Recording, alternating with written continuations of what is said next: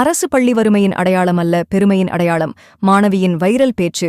கோயம்புத்தூர் மாநகராட்சி வடக்கு மண்டலம் 10வது வார்டுக்குட்பட்ட ஷாஜகான் நகர் மாநகராட்சி நடுநிலைப் பள்ளியின் ஆண்டு விழா வெகு விமர்சையாக நடைபெற்றது.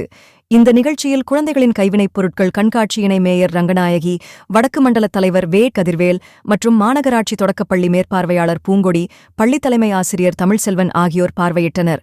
மாணவர்களின் கண்கவர் கலை நிகழ்ச்சியுடன் தொடங்கப்பட்ட ஆண்டு விழாவின் போது மாடல் பள்ளிக்கு தேர்வாகியுள்ள முன்னாள் மாணவி தமிழிசை தனது அசத்தல் பேச்சால் பெற்றோர்கள் மற்றும் ஆசிரியர்களின் கவனத்தை ஈர்த்தது குறிப்பிடத்தக்கது. சென்றாண்டு நான் இந்த பள்ளியில தான் படித்தேன். சென்றாண்டு நடந்த கலை திருவிழா போட்டிகளில் நம்ம ஷாஜகான் நகர் பள்ளி சார்பாக கலந்துக்கிட்டு 3 மாவட்ட போட்டிகளிலும் 2 மாநில போட்டிகளிலும் வெற்றி பெற்று கலையரசி விருது வாங்கினேன்.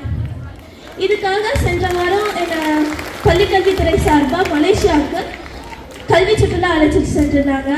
முதல் முறையாக இன்டர்நேஷ்னல் ஃப்ளைட்டில் போனேன். ரொம்பவே சந்தோஷமாக இருந்துச்சு. இந்த சுற்றுப்பயணத்தில் நான் முக்கியமாக கற்றுக்கிட்டது நல்லா படிக்கணும். நல்லா படித்தா எந்த நாட்டுக்கு வேணாலும் நம்மளால் போக முடியும்.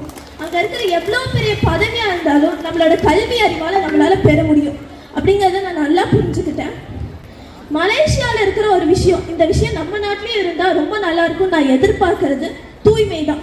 அங்கே எங்கே பார்த்தாலும் ரொம்ப தூய்மையாக இருந்துச்சு. அதே மாதிரி நம்ம நாட்டிலேயே இருந்தால் நம்ம நாடு மலேசியா விட ரொம்ப நல்லா இருக்கும். இது நம்ம எல்லாத்தாலையும் தான் முடியும். நம்ம எல்லாரும் தான் இந்த தூய்மையாக வச்சுக்கணும். நம்ம நாட்டை புறத்துலேயும் அகத்துலேயும் தூய்மையாக இருக்கணும். 14 வயசுல நான் இன்டர்நேஷ்னல் ஃப்ளைட்டில் போகிறதுக்கான வாய்ப்பை ஏற்படுத்தி கொடுத்தது இந்த அரசும் இந்த அரசு பள்ளியும் தான் காரணம்.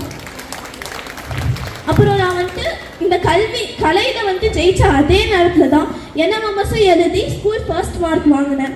நான் கோவை மாவட்ட அரசு மாதிரி பள்ளிக்கு தேர்வாகியிருக்கேன்.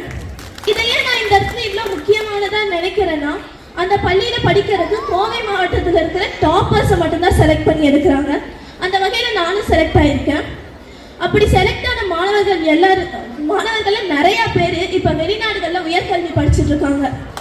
இது மட்டும் இல்லாமல் இன்னும் எத்தனையோ வாய்ப்புகள், நம்மளுக்கு இன்னும் தெரியாமல் இருக்கிற எத்தனையோ வாய்ப்புகளை அந்த பள்ளியில் ஏற்படுத்தி தராங்க. கல்வியில் மட்டும் இல்லாமல் மற்ற திறமைகளையும் வளர்த்து ஆசிரியர்களுக்கு கீழ்ப்படிஞ்சு அவங்களோட அறிவுரைகளை கேட்டு நடந்தால் எந்த வெற்றியும் நம்மளுக்கு சாத்தியமாகும். நிறைவா, அரசு பள்ளி என்பது வறுமையின் அடையாளம் அல்ல, பெருமையின் அடையாளம்.